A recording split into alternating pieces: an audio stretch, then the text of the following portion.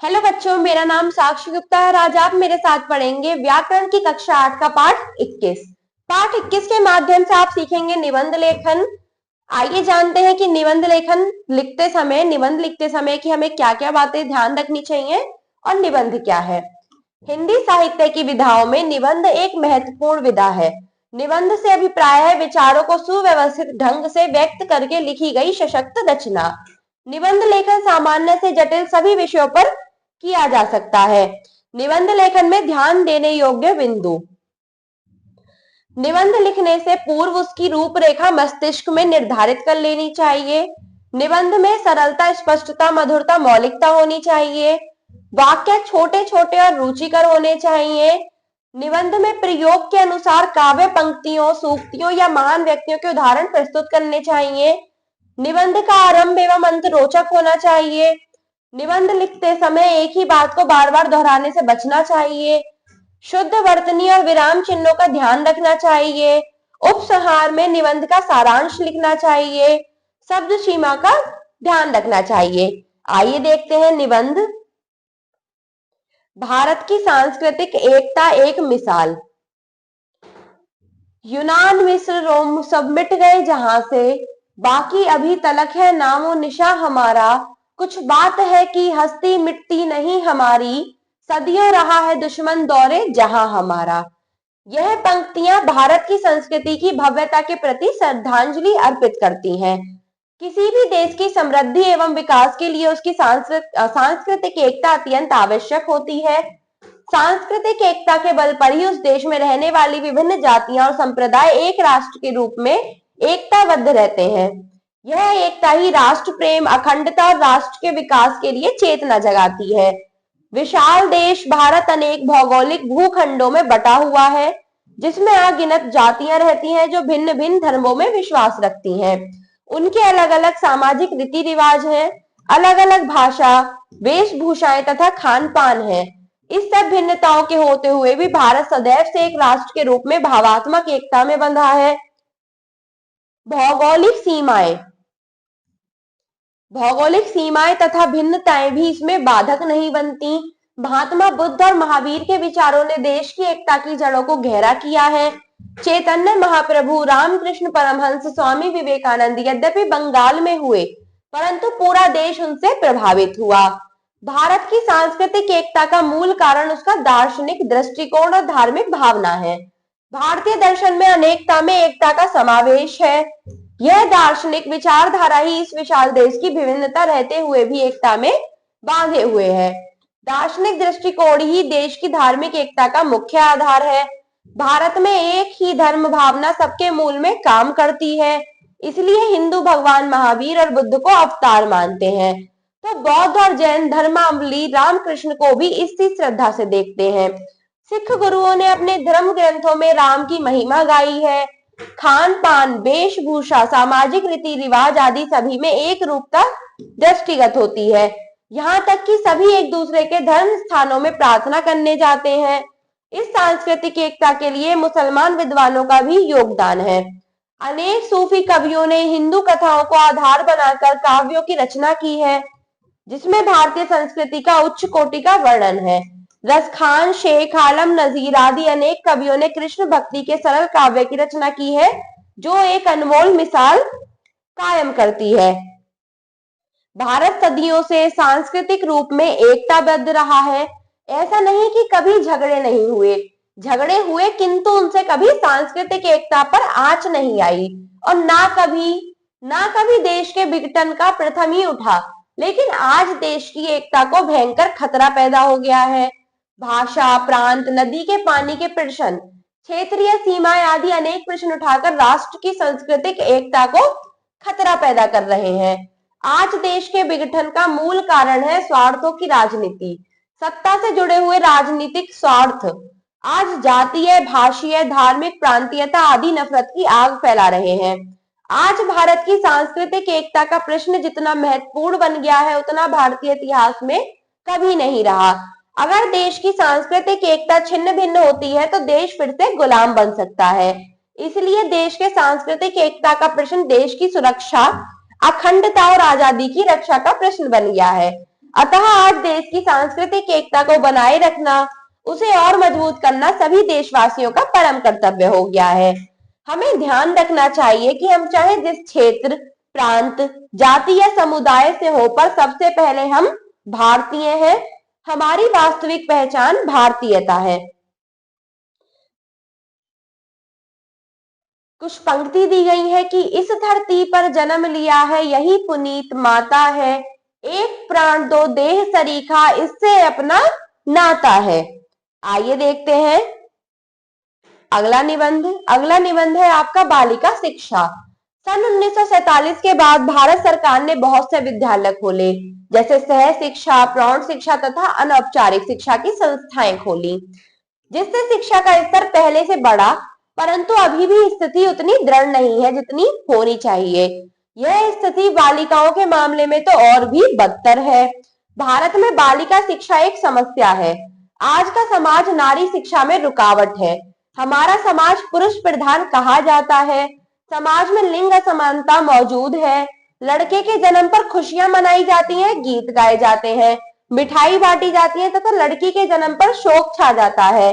जन्मदात्री माँ को भी बुरा भला कहा जाता है। शिक्षा योग्य बालक को विद्यालय में प्रवेश मिलता है, बालिका को स्कूल नहीं भेजा जाता। परिवार में उसे सेवा के कई काम करने पड़ते हैं। अभिभावक भी बालिका शिक्षा के विषय में नासमझ है। अतः हमारे समाज में बालिका शिक्षा एक समस्या, एक उलझन है। हमारे देश में निरक्षरों की संख्या अधिक है, जिसमें महिलाओं की संख्या पुरुषों से अधिक है। कारण स्पष्ट है कि अक्षर ज्ञान का किसी को लाभ ज्ञात नहीं है। शिक्षा की उपयोगिता जानने वाले भी बालक की शिक्षा तक ही समझदार है। बालिका उनके घर में भी उपेक्षित है। परिणाम स्वरूप वह शिक्षा से वंचित है। इस समस्या को हल करने के लिए सामाजिक जागरूकता पैदा की जानी चाहिए।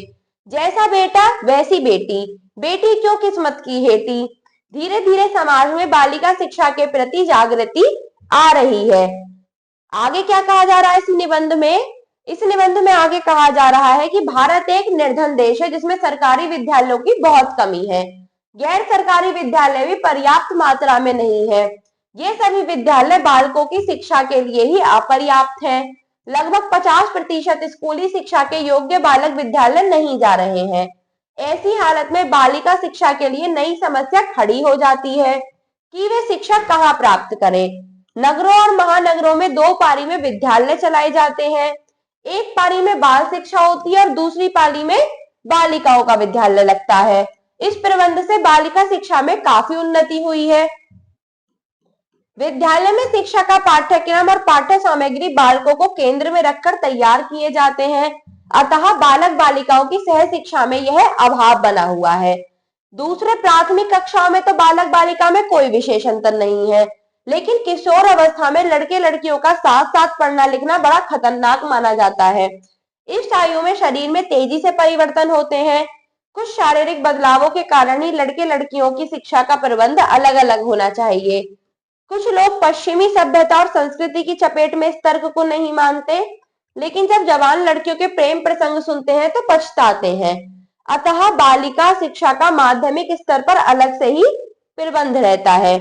आधुनिक युग विशेषकर शिक्षा और विज्ञान का युग है। प्रत्येक क्षेत्र में नारियों ने अपने व्यक्तित्व की अमिट छाप छोड़ी है। श्रीमती इंदिरा गांधी जी देश के प्रधानमंत्री पद पर रहकर महान कार्य कर गईं। ब्रिटेन में लेडी डायना और श्रीलंका में भंडार नायके ने भी सिद्ध कर दिया है कि कोई महान कार्य पुरुष की ही बपौती नहीं है। अतः शिक्षा में पाठ्यक्रम को लिंगोन्मुख बनाने की आवश्यकता नहीं है।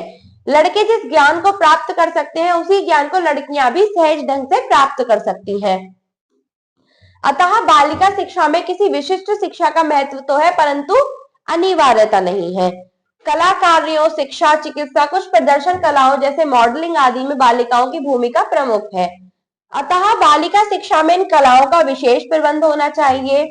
अंत में बालिका शिक्षा की एक समस्या निर्धनता भी है और माँ बाप का बालिकाओं से नौकरी कराना, परिवार में अधिक संख्या में बच्चों के पालन पोषण में लड़कियों को लगा देना और उन्हें लड़कों की अपेक्षा हे दृष्टि से देखना एक सामाजिक अपराध जैसा है। इसका उपचार कानून से संभव नहीं है। यहाँ भी सामाजिक जागरूकता अपेक्षित है। सरकारी और गैर सरकारी प्रयासों से इस दिशा में विकास का उजाला हो रहा है। आशा है भारत माता के प्रांगण में कोई बालिका अशिक्षित नहीं मिलेगी। हाँ, अभी प्रतीक्षा और प्रयत्न की आवश्यकता जरूर है। अगला निबंध है आपका और उसका शीर्षक है सेवा और सहयोग। प्रत्येक मनुष्य अपने स्वभाव, कर्म तथा गुण से चरित्रवान बनता है। हम तो अभी विद्यार्थी हैं, जीवन में गुण तथा मूल्यों को ग्रहण करने की शिक्षा ले रहे हैं। अतः जरूरी है कि हम सेवा तथा सहयोग के स्वभाव, कर्म तथा गुण को भली भांति समझ ले। सेवा का तात्पर्य है कि किसी की निस्वार्थ भाव से सहायता करना। कोई व्यक्ति सड़क पर घायल पड़ा है, यदि हम उसे अस्पताल पहुंचा दें तो यह मदद मानव सेवा है। भूखे को भोजन एवं प्यासे को पानी पिलाना भी सेवा का कार्य है। रही सहयोग की बात, तो वह भी स्पष्ट है कि किसी व्यक्ति की बस में जेब कट गई और उसके पास घर वापसी का टिकट खरीदने के लिए पैसे नहीं है। बस में कुछ लोगों ने पैसे एकत्रित किए और उसे टिकट खरीदने को वह रकम दे दी, तो यह सहयोग हुआ। यानी सहायता में मिलजुल कर कार्य करना। सहयोग के अभाव में वह व्यक्ति कितनी परेशानी झेलता है, इसका अनुमान कठिन है, परंतु उसे कष्ट जरूर होता है। अपने जीवन को उत्तम बनाने में कभी कभी हमारा स्वार्थ ही आड़े आ जाता है। स्वार्थ कई बार चरित्र में गिरावट ला देता है।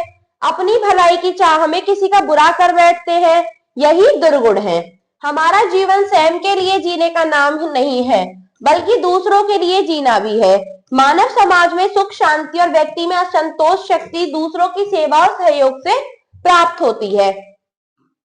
दूसरों की जरूरत के समय सहायता करना ही सेवा तथा सहयोग है। सेवा एवं सहयोग के कार्य मेल मिलाप से किए जाते हैं। सेवा तथा सहयोग हमारे चरित्र के विशेष गुण हैं। सेवा और सहयोग का जज्बा प्रत्येक व्यक्ति के मन में हो सकता है, लेकिन उसके लिए सत्कर्म करना आवश्यक है। प्यासे को क्या चाहिए? पानी। लेकिन पानी शब्द मात्र उसकी प्यास नहीं बुझा सकता। उसकी प्यास का समाधान तो पानी देने के कार्य से होता है। अतः सेवा और सहयोग का गुण ही पर्याप्त नहीं है, उसके लिए कर्म भी आवश्यक है। सेवा और सहयोग की भावना और कार्य को समझकर स्वभाव को भी समझना आवश्यक है। वास्तव में इस गुण और कार्य की प्रेरणा जिस भाव से मिलती है, वही भाव सहयोग का भाव है। जरूरतमंद के लिए सेवा और सहयोग की भावना के मन में सुपात्र के समक्ष ही जग जाती है। उदाहरण के लिए, कोई भूखा आदमी सामने तड़प रहा है, तड़पता देखकर भोजन देने का भाव सभी के मन में जग जाता है। अब हमारे पास भोजन भी है, लेकिन स्वार्थ हारा अपने भोजन को सेवा सहयोग में देने का भाव तो जगाता है, स्वभाव नहीं बनाता। सेवा और सहयोग की आवश्यकता के बिना किसी हिचक के सहायता करने को तत्पर रहना हमारा स्वभाव बन जाए। अपने भोजन की चिंता न रहे, सेवा और सहयोग के सत्कार्य हेतु ऐसे ही स्वभाव की आवश्यकता है। संक्षेप में कहा जा सकता है कि सेवा और सहयोग हमारे चरित्र की कसौटी है। इस कसौटी पर खरा उतरने के लिए हम गुण, कर्म और स्वभाव से सेवा और सहयोग को जीवन का लक्ष्य बनाएं। मानव को जीवन में उदारता के लिए सेवा और सहयोग का आदर्श अपनाना चाहिए। आइए देखते हैं इसके अभ्यास। अब करने की बारी। निम्नलिखित विषयों पर निबंध लिखिए। आपको कुछ विषय दिए गए हैं जिस पर आपको इसी प्रकार से निबंध लिखने हैं। ये आप अपनी अभ्यास पुस्तिका और उत्तर पुस्तिका में लिख लेंगे, जैसे बढ़ता प्रदूषण, भारत के प्रमुख तीर्थ स्थल, स्वच्छता आंदोलन, हमारी वन संपदा, राष्ट्रमंडल खेल और छुआछूत। इस प्रकार आपका यहाँ पाठ पूरा होता है। विषयों पर आप निबंध अपनी उत्तर पुस्तिका में पूरा करेंगे। धन्यवाद।